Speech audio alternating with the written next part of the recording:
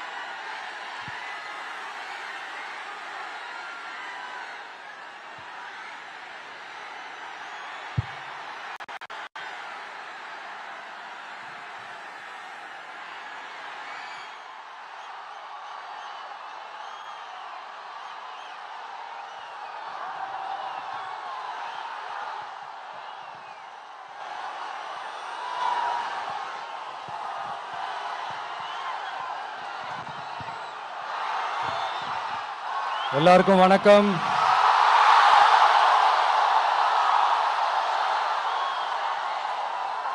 எல்லாரும் எப்படி இருக்கீங்க?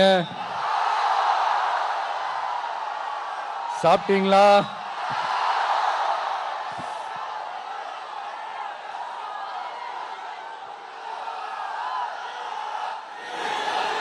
அண்ணா அவர்களுக்கு ஒரு வணக்கம், பெரியார் அவர்களுக்கு ஒரு வணக்கம். இப்ப நான் எந்த மண்ணில் நின்னுட்டு இருக்கிறேன் தெரியுமா? ஆண்டவர் அன்போட நெல்லுக்கடை மாரியம்மன் அன்னை வேளாங்கண்ணி ஆசியோட கடல் தாய் மடியில் இருக்கிற என் மனசுக்கு ரொம்ப நெருக்கமான நாகப்பட்டினம் மண்ணில் இருந்து நின்று பேசிட்டு இருக்கிறேன். என் நெஞ்சில் குடியிருக்கும்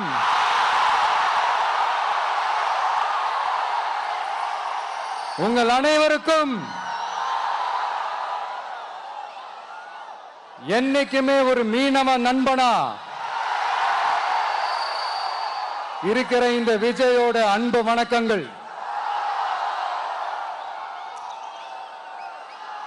இந்த கப்பல் இருந்து வந்து இறங்குற இந்த பொருட்களை எல்லாம் விற்கிறதுக்காக அந்த காலத்துல அந்தி கடையெல்லாம் நாகப்பட்டினத்தில் இருக்கும்னு கேள்விப்பட்டிருக்கிறேன்.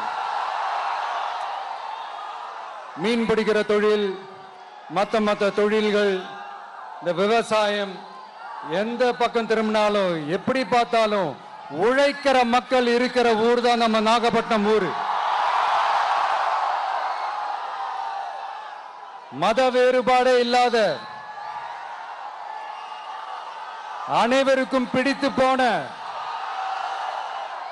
மத சார்பின்மைக்கு எடுத்துக்காட்டாக வாழ்ற உங்கள் அனைவருக்கும் மீண்டும் என்னுடைய சிரம் தாழ்ந்த ஸ்பெஷல் வணக்கங்கள்.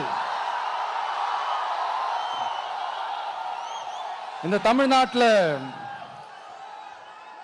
இந்த மீன் ஏற்றுமதியில் 2வது இடத்துல இருக்கிறது நம்ம நாகப்பட்டினம் ஹார்பர் தான். ஆனா அங்க இந்த நவீன வசதிகளோட இந்த மீன் பதப்படுத்துற இந்த மாடர்ன் தொழிற்சாலைகள்லாம் இல்லை. அது மட்டும் இல்ல, இந்த அடிப்படை வசதிகள் கொண்ட இந்த வீடுகள்லாம் இல்லாம ரொம்ப அதிகமா இந்த குடிசை பகுதிகள் இருக்கிற ஊரும் நம்ம நாகப்பட்டினம் ஊரு தான்.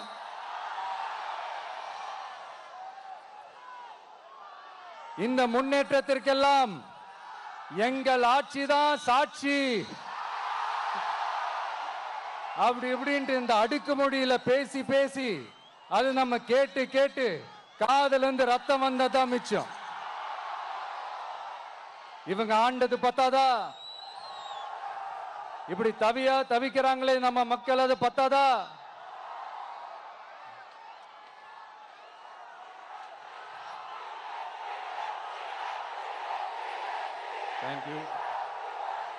தேங்க்யூ. இந்த இலங்கை கடற்படையால நம்ம மீனவர்கள் தாக்கப்படுறதையும் அதுக்கான காரணத்தை பத்தியும் அதுக்கான தீர்வை பத்தியும் நான் மதுரை மாநாட்டிலே நான் பேசியிருந்தேன். அது ஒரு தப்பா? மீனவர்களுக்காக குரல் கொடுக்கிறதும் அவங்களோட நிக்கிறதும் நம்மளுடைய கடமை, நம்மளுடைய உரிமை. நான் என்ன இன்னைக்கு நேத்தாங்க அவங்களுக்காக குரல் கொடுக்கிறேன். இதே நாகப்பட்டினத்துல 14 வருஷத்துக்கு முன்னாடி 2011ல February 22nd இதே நம்ம மீனவர்கள் தாக்கப்பட்டதை கண்டிச்சு ஒரு பொதுக்கூட்டம் ஒண்ணு நடத்தணும் இல்லையா? இந்த விஜய் களத்துக்கு வர்றது ஒண்ணு புதுசு இல்ல கண்ணா. எப்போ எப்போ எப்போ வந்தாச்சு. என்ன ஒண்ணு, முன்னாடிலாம் விஜய் மக்கள் இயக்கம் என்ற அந்த இயக்கமா நிற்போம். இப்ப தமிழக வெற்றி கழகம் என்ற அந்த ஒரு அரசியல் இயக்கமா நிக்கிறோம். அவ்வளவுதான் வித்தியாசம். அன்னைக்கும் சரி, இன்னைக்கும் சரி, இனிமேலும் சரி, மக்களுக்காக மக்களோட நிக்கிறது தான். இது புரிய வேண்டியவங்களுக்கு புரிஞ்சா சரி.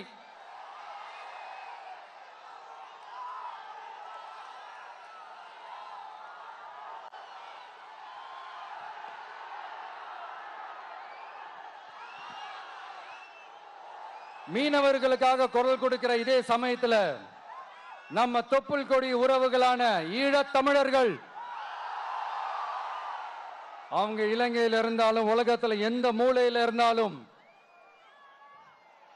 தாய்ப்பாசம் காட்டின தலைவனை இழந்து தவிக்கிற அவங்களுக்காகவும் குரல் கொடுக்கிறது, அவங்களுக்காகவும் நிக்கிறது நம்மளோட கடமை இல்லையா? மீனவர்களோட உயிர் எந்த அளவுக்கு முக்கியமோ அந்த அளவுக்கு ஈழத் தமிழர்களோட அவங்களுடைய கனவுகளும் அவங்களுடைய வாழ்க்கையும் நமக்கு ரொம்ப ரொம்ப முக்கியம்.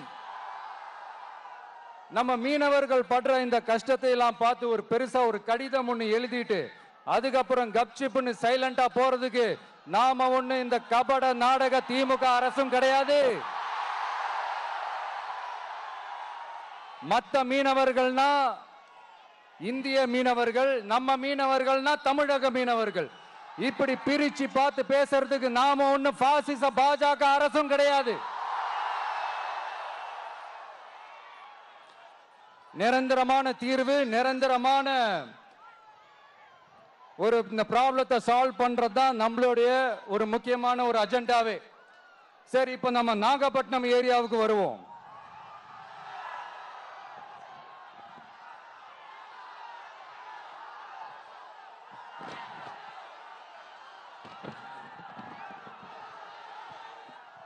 இங்க இருக்கிற மண் வளத்தை பாதிக்கிற இறால் பண்ணைகளை முறைப்படுத்தணும்.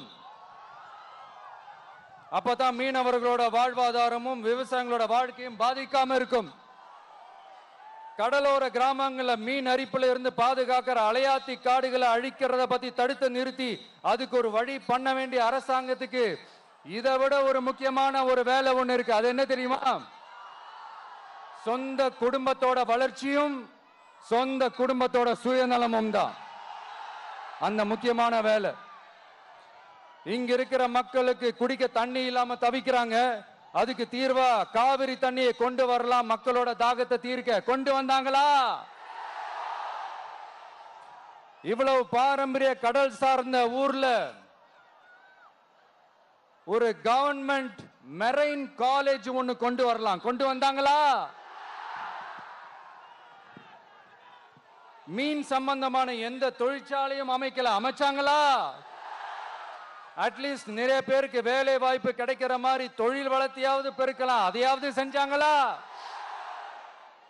ஆனா ஒவ்வொரு டைமும் வெளிநாட்டுக்கு டூர் போயிட்டு வர்றப்பெல்லாம் அத்தனை கோடி முதலீடு, இத்தனை கோடி முதலீடுன்னு சிஎம் அவர்கள் சிரிச்சுக்கிட்டே சொல்லுவாரு.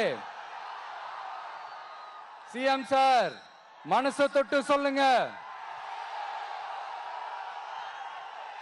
வெளிநாட்டு முதலீடா இல்ல வெளிநாட்டுல முதலீடா? ஒட்டுமொத்த தமிழ்நாட்டுக்கும் முதலீடா இல்ல உங்க குடும்பத்தோட முதலீடு வெளிநாட்டுக்கு போகுதா? வேளாங்கண்ணி, நாகூர், கோடியக்கரைன்னு இங்க இருக்கிற டூரிஸ்ட் பிளேஸ் எல்லாம் கொஞ்சம் நல்லா டெவலப் பண்ணலாம். பண்ண என்ன குறைஞ்சா போயிடுவீங்க? வேதாரண்யம் பகுதியில் உப்பு ஏற்றுமதி செய்யறதுக்கு வசதியை செஞ்சு கொடுக்கலாம். செஞ்சாங்களா? நாகூர் ஆண்டவர் அரசு மருத்துவமனையில பிரசவம் பார்க்கிற டாக்டரே இல்லையா? நாகப்பட்டினம் புது பஸ் ஸ்டாண்டையாவது சுத்தமா சுகாதாரமா வச்சுக்கிறாங்களா? நாகப்பட்டினம் ரயில்வே ஸ்டேஷன் வேலைகளை சீக்கிரமா முடிச்சு வைக்கலாம், அதையாவது செஞ்சாங்களா? இங்க ஏற்கனவே இருந்த ஸ்டீல் ரோலிங் மில்லையும் ரயில் பெட்டி தயாரிக்கிற தொழிற்சாலை மூடிட்டாங்க. அத மறுபடியும் திறந்தா நிறைய பேருக்கு வேலை வாய்ப்புகள் கிடைக்கும். ஏன் அதை பத்தி யோசிக்கல? மேலக்கோட்டை வாசல் NH மேம்பாலம் கட்டி 50 வருஷம் ஆச்சு. அது சரியா மேம்படுத்தலாம், அதை செஞ்சாங்களா? Thanjavur to Nagapattinam NH road வேலை பல வருஷமா நடக்குது, இன்னும் முடிச்ச பாடே காணும். அதை வேகப்படுத்தி முடிச்சிருக்கலாம், அதையாவது செஞ்சாங்களா? ரொம்ப முக்கியமா நெல்லு மூட்டையெல்லாம் மழை காலத்துல வெள்ளத்துல நனைஞ்சு நம்ம விவசாயிங்க எவ்வளவு வேதனைப்படுறாங்க. அதுக்கு சரியான ஒரு குடவுன் கட்டி தரலாம், அதையாவது கட்டி தந்தாங்களா? எலெக்ஷனுக்கு முன்னாடி திமுக காரங்க வந்து செய்வோம் செய்வோம் செய்வோம் செய்வோம்னு சொன்னாங்களே, செஞ்சாங்களா? இதெல்லாம் எதுவுமே செய்யாம எல்லாத்தையும் செஞ்ச மாதிரியே அதையும் பெரியமையா வேற சொல்லுவாங்க இவங்க.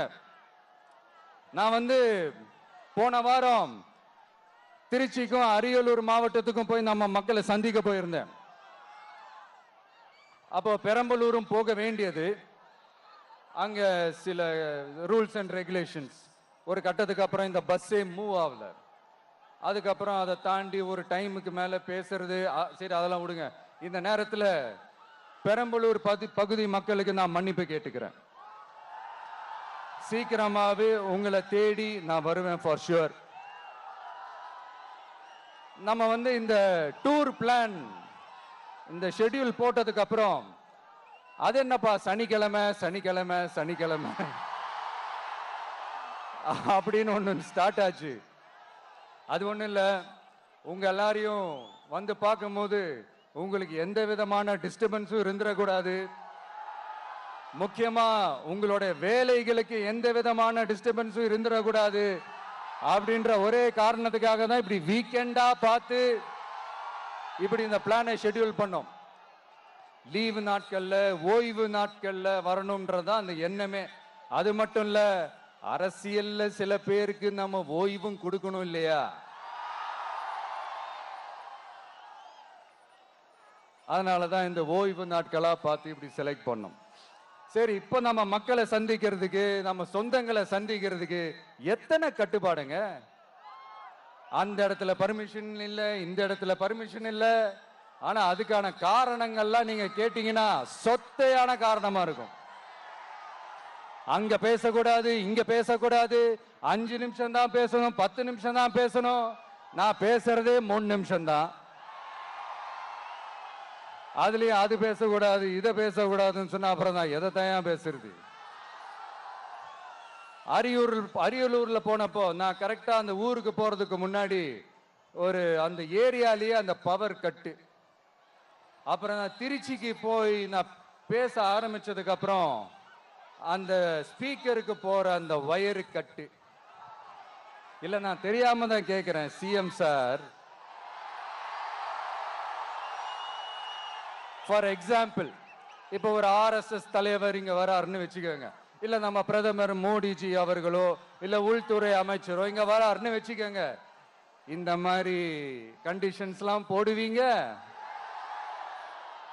இந்த மாதிரி பவர் கட் பண்ணுவீங்க, இந்த மாதிரி வயர் கட் பண்ணுவீங்க. கொஞ்சம் கட் பண்ணி தான் பாருங்களேன். முடியாதுல, பேஸ்மெண்ட் அதிரும்ல. நீங்க தான் மறைமுக உறவுக்காரர்களாச்சே. இதாவது பரவாயில்லைங்க. இதை தாண்டி ஒரு ரூல் ஒண்ணு போட்டாங்க, பஸ்ஸுக்குள்ளேயே இருக்கணுமா, பஸ்ஸை விட்டு வெளியில வரக்கூடாதான், கையை இவ்வளவுதான் தூக்கணுமா, இப்படியே வரணுமா, மக்களை பார்த்து சிரிக்காத, மக்களை பார்த்து கையசைக்காத, இப்படியெல்லாம். ஐயோ ஐயோ, நானும் என்னவோ ஏதோ நினைச்சேங்க. செம்ம காமெடியா இருக்குங்க. I am just enjoying like anything. நேரடியாவே கேட்கிறேன், சிஎம் சார் மிரட்டி பாக்குறீங்களா?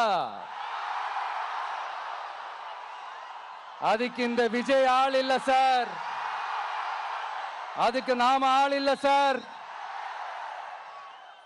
என்ன செஞ்சிருவீங்க? மேக்சிமம் கொள்கைய சும்மா பேருக்கு மட்டும் வச்சுக்கிட்டு குடும்பத்தை வச்சு கொள்ளையடிக்கிற உங்களுக்கே இவ்வளவு இருந்தா, சொந்தமா உழைச்சி சம்பாதிச்ச எனக்கு எவ்வளவு இருக்கும்?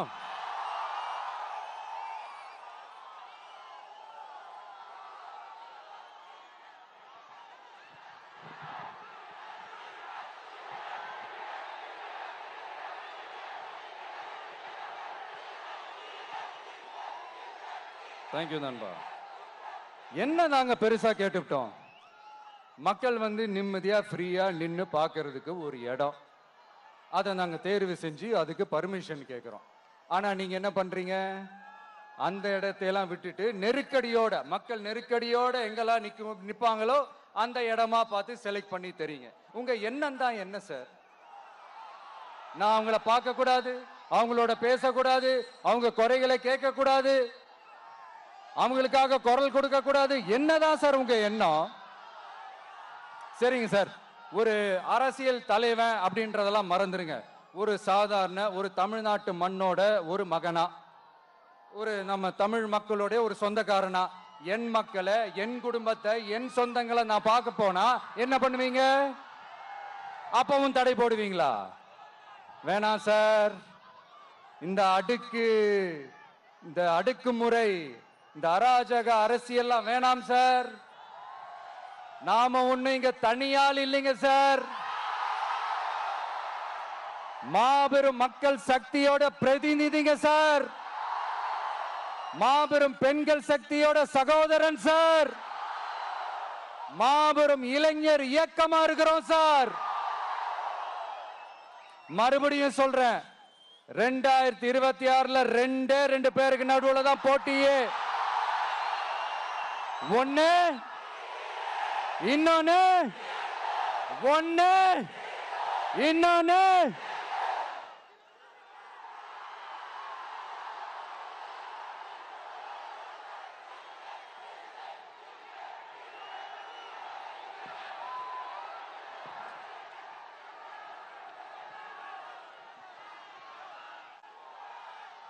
இந்த பூச்சாண்டி வேலையெல்லாம் காட்டுறதை விட்டுட்டு தில்லா கெத்தா நேர்மையா எலெக்ஷனை சந்திக்க வாங்க சார். பார்த்துடலாம் சார். கொள்கையை பேருக்கு மட்டும் வச்சுக்கிட்டு குடும்பத்தை வச்சு தமிழ்நாட்டை கொள்ளையடிக்கிற நீங்களா, இல்ல தமிழ்நாட்டில் இருக்கிற ஒவ்வொரு வீட்டுக்குள்ளேயும் ஒருத்தனா இருக்கிற நானா, இந்த விஜயா? பார்த்துடலாம் சார். இனிமேலும் இந்த தடைகள்லாம் போட்டீங்கன்னா நான் நேரடியா மக்கள்கிட்டயே பர்மிஷன் கேட்டுருவேன். மக்களே நீங்க சொல்லுங்க, நான் உங்களை பார்க்க வரக்கூடாதா? நான் உங்களோட பேசக்கூடாதா? உங்க குறைகளை நான் கேட்க கூடாதா? உங்களுக்காக நான் குரல் கொடுக்க கூடாதா? இப்படி நமக்கு தடையா போடுறாங்களே, இந்த திமுக அரசு மறுபடியும் ஆட்சிக்கு வரணுமா? உங்க நல்லதுக்காக நம்ம உங்க டிவிக்கு ஆட்சி அமையணுமா? சத்தமா கேட்டுச்சா மை டியர்? ஏன்பா, நான் தான் அப்பவே சொன்னல, அவருக்கு ஆசையா பாசமா கூப்பிட்டா பிடிக்க மாட்டேங்குது. ஏன்பா மறுபடியும்? கேட்டுச்சா சிஎம் சார்?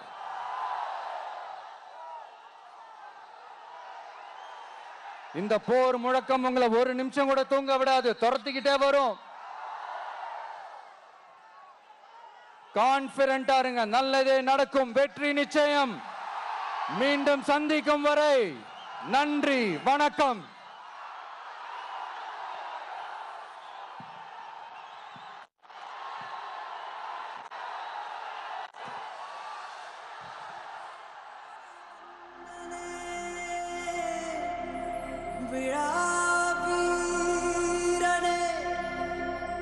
பெரியாரின் பேரனே மன்னா